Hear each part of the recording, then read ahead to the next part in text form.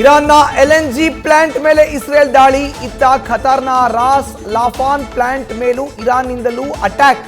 ಎರಡು ಕಡೆಯಿಂದಲೂ ಗ್ಯಾಸ್ ಆಮದು ಮಾಡಿಕೊಳ್ತಿದ್ದ ಭಾರತಕ್ಕೆ ಸಂಕಷ್ಟ ಫಿಕ್ಸ್.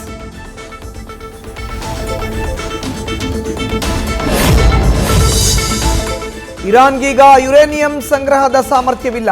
ಅವರ ಮಿಸೈಲ್ ತಯಾರಿಸೋ ಫ್ಯಾಕ್ಟರಿ, ಕಚ್ಚಾ ವಸ್ತುಗಳ ಫ್ಯಾಕ್ಟರಿಗಳನ್ನ ನಾಶ ಮಾಡಿದ್ದೇವೆ. ಮಿಸೈಲ್ಸ್, ಡ್ರೋನ್ಗಳನ್ನು ನಾಶ ಮಾಡ್ತೀವಿ ಅಂತ ಇಸ್ರೇಲ್ ಪ್ರಧಾನಿ ನೆತನ್ಯಾಹು ಎಚ್ಚರಿಕೆ.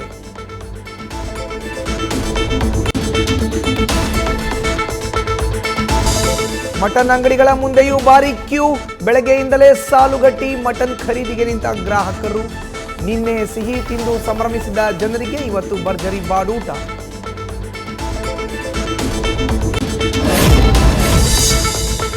ದಾವಣಗೆರೆ ಕಾಂಗ್ರೆಸ್ನಲ್ಲಿ ಇನ್ನೂ ಮುಗಿಯದ ಟಿಕೆಟ್ ಗೊಂದಲ. ಅಭ್ಯರ್ಥಿ ಘೋಷಣೆಗೂ ಮೊದಲೇ ನಾಮಪತ್ರ ಸಲ್ಲಿಕೆಗೆ ಮುಂದಾದ ಸಚಿವ ಎಸ್ ಮಲ್ಲಿಕಾರ್ಜುನ್ ಪುತ್ರ. ಸಾಂಕೇತಿಕವಾಗಿ ಇವತ್ತು ಮಧ್ಯಾಹ್ನ ಸಮರ್ಥ್ ನಾಮಿನೇಷನ್. ನ್ಯೂಸ್ ಫಸ್ಟ್, ನಿರ್ಭೀತಿಯಿಂದ ನಿಮ್ಮ ಪರವಾಗಿ.